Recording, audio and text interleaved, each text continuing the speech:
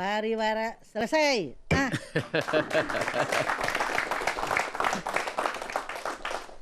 Terima kasih pimpinan sidang yang lebih tua. Saya pimpinan Paling sidang tua yang nih, paling lebih tua. muda. Saya ke dokter Didik lagi. Iuran kesehatan dari pemerintah rendah. Tapi selama ini kalau dokter tidak melayani dengan baik atau ada yang keleleran mati sebelum waktunya seperti kata Prof. Hasbullah tadi, yang disalahin selalu rumah sakit dan dokter. Setuju. Ya. Inilah yang kadang membuat kita menjadi sedih ya. Hmm.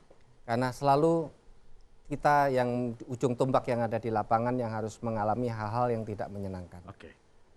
Namun bagaimanapun kita harus tetap bisa melayani dengan hati yang tulus kan gitu ya. Karena sudah sumpah dokternya sudah diucapkan. Ya. Yang saya tertarik menyoroti adalah soal subsidi silang. Siapa mensubsidi siapa? Idealnya si kaya yang mensubsidi si miskin. Kalau kita bicara di fenomena yang terjadi di lapangan, kita menyambung apa yang disampaikan Prof. Tabrani tadi. Salah satu yang cukup banyak adalah penyakit tidak menular atau penyakit katastrofik. Ini berkaitan dengan penyakit-penyakit seperti hipertensi, diabetes dengan segala komplikasinya yang berujung sampai gagal ginjal dan harus memerlukan cuci darah. Pertanyaannya, segmen masyarakat level sosial ekonomi yang manakah jumlahnya paling banyak? Menengah ke atas. Tepat sekali. Semua. Yang miskin juga hipertensi ya. Nggak cukup makan pasti hipertensi dia. Kita semakin banyak ke arah sana. Ya. Berkaitan dengan jumlah iuran yang ada, kemudian akhirnya ketika yang lebih banyak memanfaatkan ini kemudian adalah yang menengah dan menengah ke atas, maka dana ini juga akan tersedot ke sana. Oke. Disinilah yang patut kita cermati juga. Berkaitan juga dengan regionalisasi, mulai dari regional 1 sampai regional 5. Karena kita bicara skala nasional ini bicara dari Aceh sampai Papua. Maka tanpa kita sadari bahwa yang lebih banyak menggunakan dan menyedot dana adalah regional 1. Karena jumlah fasilitas kesehatan, jumlah wahana kesehatan yang ada yang paling banyak ada di regional 1. Oke. Rumah sakit mulai dari tipe D, tipe C, tipe B sampai tipe A Ada lengkap. semua. Dengan jumlah dan kapasitas kompetensi dokternya. Sementara di regional 5 Tidak demikian. Kita bisa melihat. Nah, ini yang kemudian bayarannya akhirnya sama itu. sama. Iuran anggota BPJS di semua regional sama. Sama. Inilah ketimpangan yang terjadi Oke. akhirnya. Mas Latif, Ya. saya mau menyoroti tadi apa yang dikatakan oleh Dokter Didi ya. Ya. Betul dokter itu sudah disumpah begitu, tapi menurut hemat saya juga perlu diperhatikan. Karena manakala ada yang berteriak, itu artinya kinerja BPJS itu belum baik begitu ya. Dan yang sekarang kita lihat, yang teriak bukan rumah sakit, tapi yang teriak itu adalah peserta dan dokter. Nah, ya. kenapa itu terjadi? Menurut hemat saya, salah satunya adalah masalah-masalah di hulu ini harus kita benerin gitu. Selama iuran mau dinaikin, selama mau ada bailout dari Kemenkeu begitu ya untuk menutup PBI. Tapi kalau hulunya nggak dibenerin, pasti akan terus ada yang teriak. Nah, beberapa indikator menurut saya yang hulunya itu perlu dibenahi adalah kayak tadi dokter ini sudah menyatakan mengenai jumlah kapitasi di setiap puskesmas. Betul. Harusnya BPJS Kesehatan itu memotret setiap daerah mana yang daerahnya profil penduduknya lebih banyak lansianya, mana yang banyak produktifnya, mana yang banyak penyakitnya, mana yang padat, mana yang tidak padat. Karena dengan profil seperti itu maka kapitasinya bisa dibedakan. Persis. Selama itu tidak dibedakan, maka yang ada pasti dokter akan teriak. Akibatnya apa? Rujukan ke rumah sakit terus gitu. Karena mereka kan ingin mencari tanda kutip untung juga dalam hal kapitasi tersebut. Kemudian yang kedua, tadi juga disinggung adalah mengenai rumah sakit pemerintah dan rumah sakit swasta. Nah, sayangnya rumah sakit swasta ini, Cepopong, itu tidak diberikan insentif yang sama. Jadi mereka nggak mau nerima pasien BPJS gitu. Padahal kita ketahui bersama rumah sakit swasta kan bagus ya, cukup baik lah untuk segala pelayanannya begitu. Dan yang ketiga juga yang perlu diperhatikan adalah tadi transparansi distribusi paket yang diklaim BPJS di rumah sakit. Selama ini kan kalau misalnya sebuah rumah sakit mengklaim kepada BPJS, saya mengklaim sekian sakit gitu misalnya ya. Kemudian rumah sakit yang bagi-bagi sendiri ke dokternya, ke perawatnya, untuk obatnya, untuk listriknya itu nggak transparan. Begitu. Nah, harusnya BPJS ini terkait tadi dengan efisiensi manajemen harusnya mempunyai sistem. Sistem untuk tadi memberikan sanksi supaya kepesertaannya semakin banyak, sistem untuk mengecek transparansi dalam hal penyebaran inasi biji seperti itu. Oke, saya ke Pak Budi. Pak Budi, bisa dihitung itu kelompok mana pengguna uang BPJS itu paling besar? Saya kira mestinya bisa dihitung karena data semua lengkap. Maksudnya gini ya, kita belum bicara akurasi data ya. Ya. Karena kan ya ada BPS kali ini tidak ada J-nya ya. Cuma ya pengalaman saya BPS memang tidak 100% akurat Pak ya. Nah ini yang menyebabkan akhirnya terkait dengan efisiensi yang Mbak Oki sampaikan tadi itu juga menjadi salah arah gitu. Jumlah karyawan yang ditempatkan atau kualifikasi karyawan yang ditempatkan itu juga menjadi kurang sesuai dengan kebutuhan di daerah itu gitu. Karena mereka harus tahu nih, masalah menjadi complicated ada sekarang ini jumlah pegawai baru itu sudah sama dengan pegawai lama. Dan lebih banyak, sedikit lah Pak ya. Tapi pegawai baru itu semuanya di lapangan Pak. Gitu. Bayangkan dengan situasi seperti itu kan, mereka tuh selalu mengeluh overload. Karena memang di luar kompetensi mereka. Sudah Ada baru. kekagetan yang tadinya hanya mengelola Askes, kemudian mengelola BPJS dengan jumlah peserta yang banyak itu? Tuh, terus kemudian karena pegawai baru, kompetensi masih kurang, pengalaman kurang, kemudian potret yang Mbak Oki sampaikan tadi juga kurang tepat, ditaruh di sana, dia nggak ngerti apa-apa, salah semua gitu kan. Panik akhirnya dan mereka merasa, ini kalau ini saya 2 minggu lalu sempat menjadi fasilitator FGD mereka gitu ya. Mereka bilang, kita tuh boleh berubah menjadi Askes, menjadi BPJS Kesehatan dengan satu catatan, jangan karyawan dikorbankan. Itu kata-kata mereka. Artinya apa Pak? Jangan karyawan Artinya dikorbankan. mereka, si karyawan ini orang baru, nggak ngerti apa-apa, ditonjokin orang-orang banyak di situ. Oh, dianggap ujung tombak yang, Ujung tombak, yang salah betul, juga. Betul, itu yang menjadi persoalan. Ini saya menyambung dengan Mbak Oki sampaikan tadi ya, bahwa karena nggak tepat, pemetaan nggak tepat, akhirnya yang ditaruh juga nggak tepat. Udah nggak tepat, junior pula, ya udahlah. Itulah Jadi semua. Ya, jadi dokter pun selalu di sana di ujung tombak pelayanan itu harus berbenturan dengan masyarakat. Betul. Berkaitan dengan sistem rujukan juga di FKTP, di puskesmas ataupun di klinik ataupun juga dokter praktek swasta mandiri, tekanan dari masyarakat untuk bagaimana sesegera mungkin untuk mendapatkan pelayanan dengan mendapatkan rujukan karena harus mengantri begitu lama dan tidak mendapatkan pelayanan, akhirnya kemudian membuat terjadi rujukan yang tidak sesuai dengan indikasi. Nah, padahal indikasi untuk rujukan itu sudah ditetapkan. Begitu sampai di rumah sakit, kemudian ternyata tidak bisa dilayani karena tidak sesuai indikasi. Kalau dilayani, maka tidak akan diganti atau tidak dibayar oleh BPJS. Di sini kemudian terjadi konflik. Dan konflik ini bisa menjadi cukup serius karena dianggap masyarakat ini dipingpong pelayanannya. Nah, sampai di sana juga. Nah, ini keseharian yang kita alami, suka duka yang kita alami, teman-teman dokter di lapangan. Yang dipimpong dokter apa pasiennya?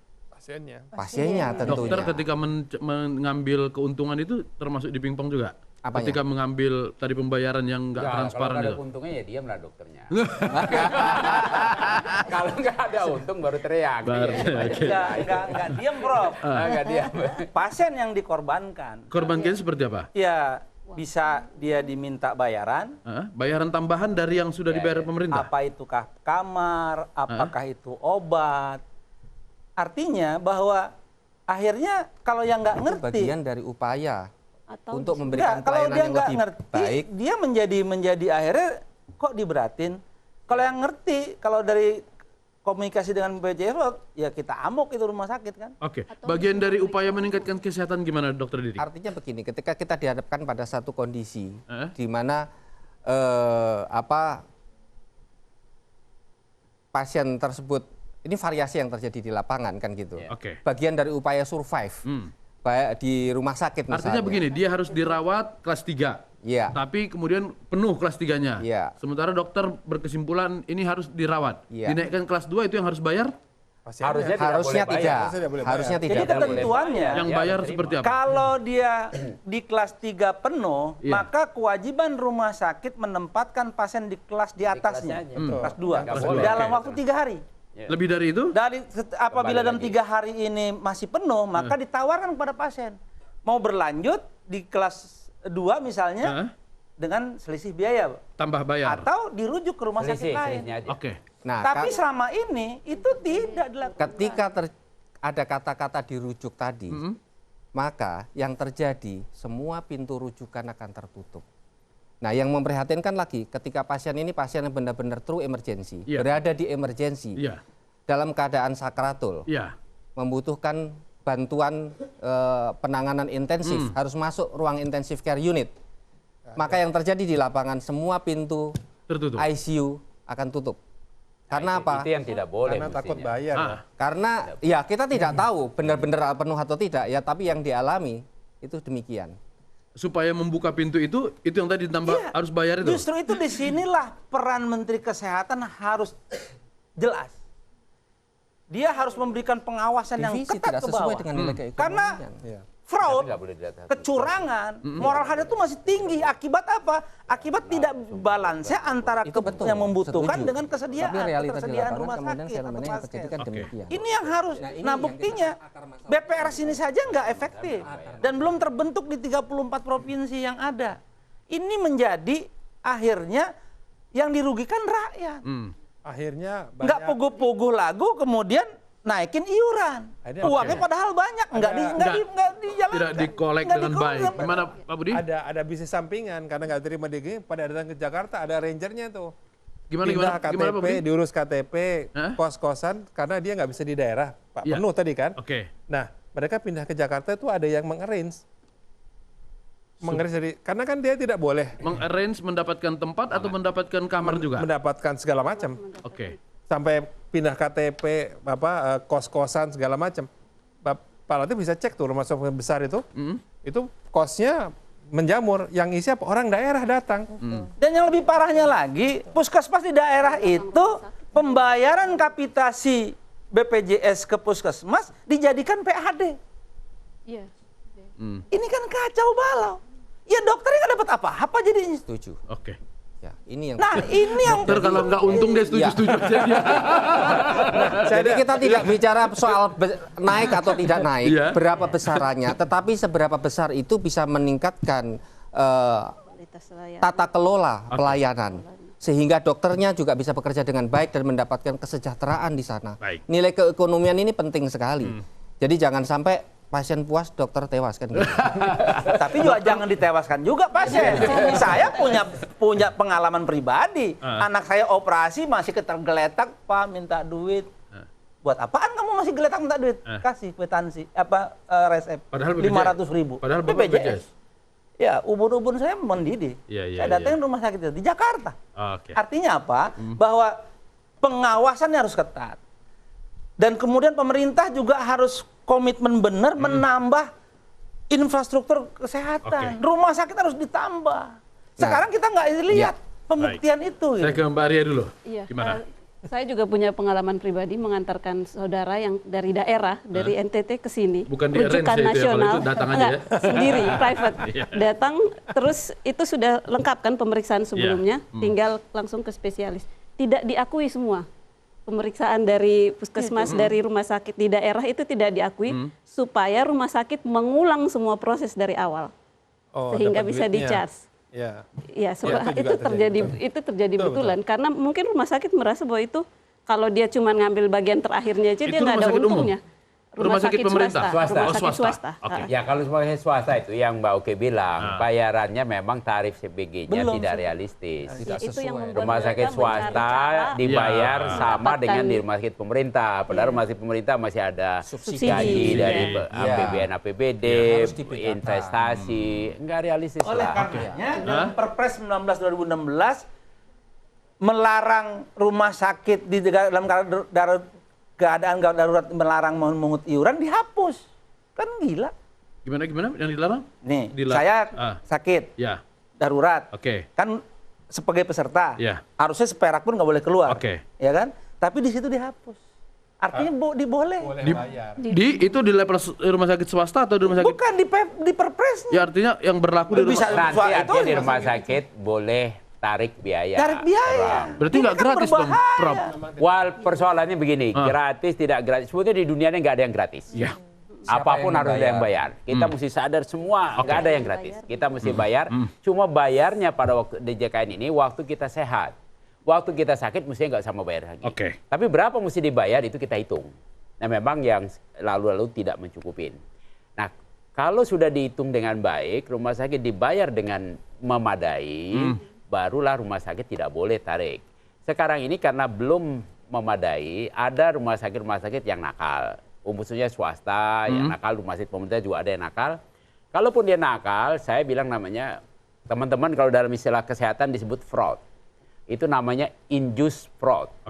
Dipaksa fraud karena bayarnya kagak beres. Sama dulu pegawai negeri karena digaji kecil jadi pada korup. Ini juga yang itu balance itu yang kita mesti beresin. Pertanyaannya apakah kita tidak sanggup negeri ini? Sanggup. Cuma persoalannya belum mau dilakukan. Saya kasih contoh ya. Kita bayar beli rokok nih, lagi-lagi nih. Karena itu uang potensi yang luar biasa dan juga membuat orang sakit lebih banyak. Enak aja.